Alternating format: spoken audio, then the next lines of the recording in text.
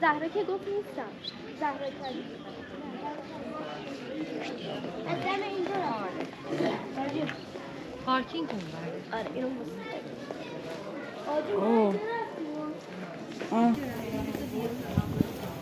آخه من خداحافظی کرد ماها. شارژش تموم شده. نه داره میگیره ساری.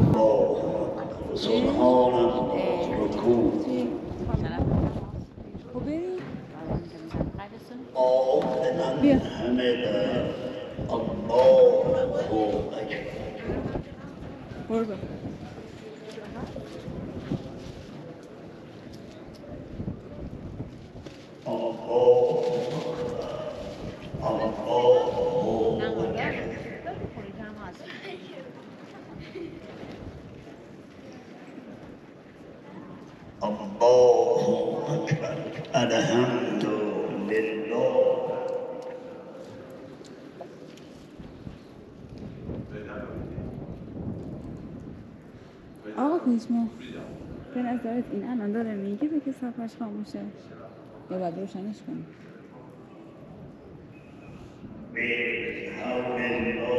شاید هم این در حالی گرفتن هست 432.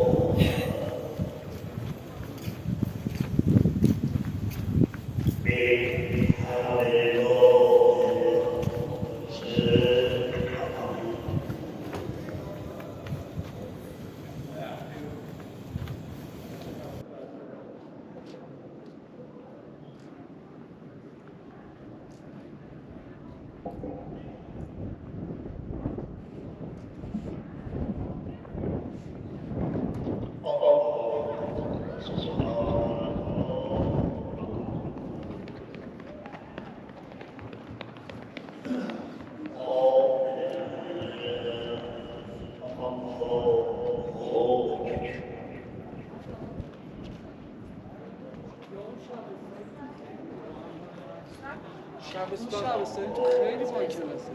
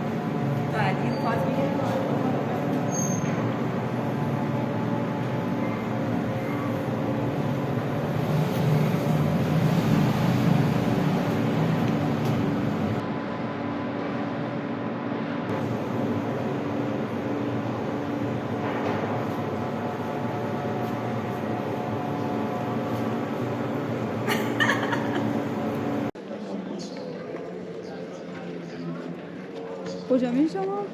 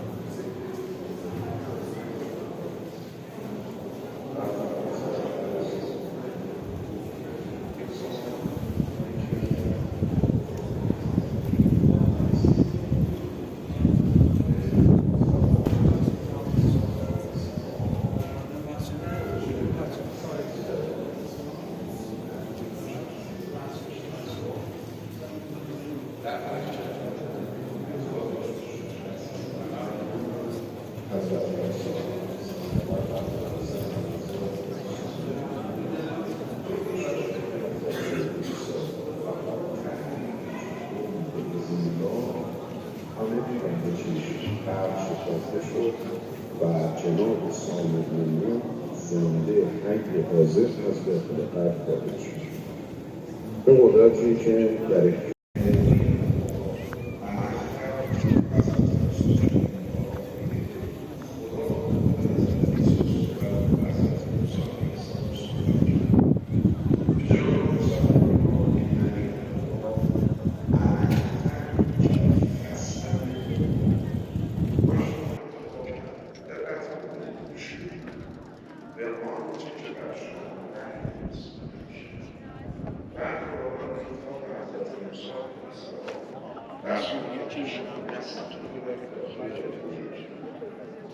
وقتی که دستتون رو از گریبان بیرون دارید عین یه ستاره شما می‌درخشید. این قدرتیه که خدا حضرت موسی جناب موسی این چیه که دست شماست؟ حضرت موسی خطاب کرد حالا عصای اتوکل علیها تکیه میدم بهش و احوش بها علی قلمی. این گوسفندای خودم رو که میبرم این طرف اون طرف به چرونم با این عصا میزنم برگ درخت ها رو براشون میتکونم تا این گوسفندا از برگ درخت ها استفاده کنن. اتوکل علیها و احوش بها علی قلمی. همون چوب دستی همیشه خدا فرمود چوب دستیتون رو رها کنید تو زمین. تا حضرت موسی چوب دستی رو رها کردن تبدیل به یک اشتهای وحشتناک شد.